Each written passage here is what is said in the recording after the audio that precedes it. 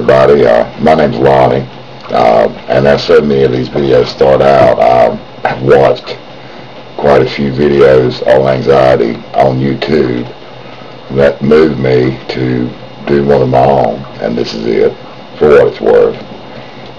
This is a brief introduction. I'm going to keep an eye on the clock. I want to try to keep this reasonably short. Tell you a little background about myself. I've been suffering from anxiety since, well, birth, as far as I can tell.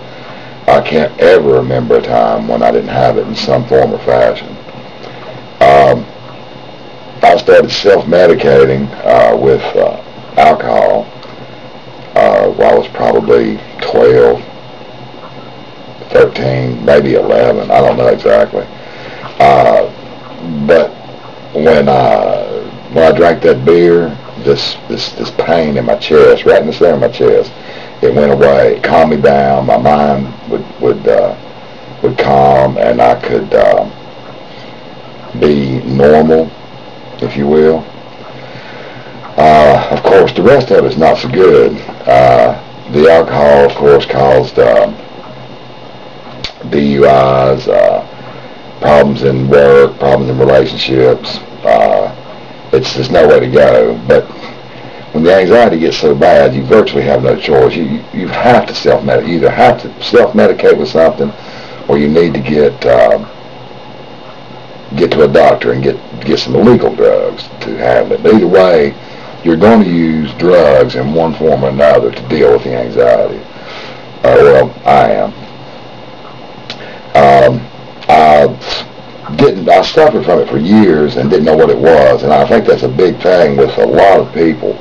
They have these symptoms, but they can't put their finger on it. You don't really know what's going on, so you run down a middle list. You know, what could it be? This? Could it be that? Could it be this? And the only thing that you can come up with is that you're crazy. It's the only logical explanation for the things that you do when you suffer from anxiety. If you don't know what anxiety is, if you don't realize you have it. That's one of the reasons for these videos. I'm going to make several. Is to tell you my symptoms, to give you some background, and if what I'm saying rings a bell with you, then there's a good chance that you have anxiety. I think it's probably one of the number one, not misdiagnosed, but underdiagnosed, well, I hate to use the word mental illness, but as far as I can tell, that's what it is. So, but it's one of the most underdiagnosed, especially in men. The statistics say that anxiety is more prevalent in women, but I believe that's because men won't admit there's anything wrong. In my own case, being a manly man, you know, you pull yourself up by your bootstraps. You get in there and just get over it. Get over it and get the job done. And it's very difficult for someone like me, and I think for a lot of men, to admit that they can't.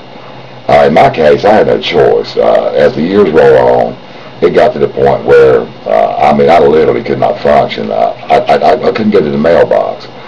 I was afraid to go in the yard. I was afraid someone would see me. Now, why I would be afraid that someone would see me, I don't know, but I was. This went on, and this was in the end. It got worse. It got progressively worse. In my case, it got progressively worse. About 4 years ago, I was describing my symptoms to someone, and they said, it sounds like anxiety. I started working online, looking online, reading some stuff, going to some different places, and realized that, yes, that's probably it. At that point, it was I couldn't leave the house. I couldn't go to work. I just couldn't. My mind raced, my heart pounded, and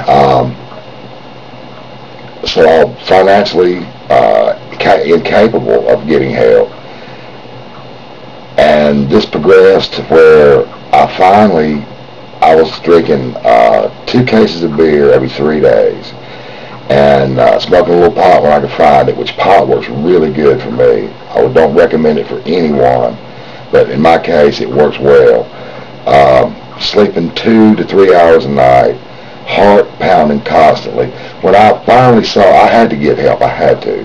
When I finally saw help, they took my blood pressure in the office, and the girl pumped it up, and she looked at it. She pumped it up again. She looked at it. She pumped it up again. She looked at it. She said, "Do you have high blood pressure?" And I said, "No. This is just the way I am every day." I think, if I remember correctly, my blood pressure was 160 over 102, and that's virtually the way I live my life. But let's see, that's getting pretty long on the video. I wanted to keep it, under 5 minutes. I don't think I made it. This is an introduction. I will continue to make videos, and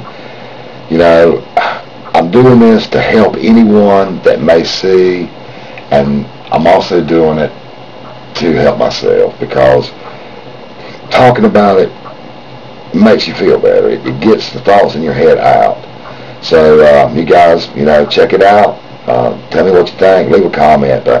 Give me some advice. Tell me what I should do, what I shouldn't do, what I should do more of, what I should do less of, because I'm new to this, and I'm just here trying to do this thing. So we'll talk to you guys later. Have a nice day.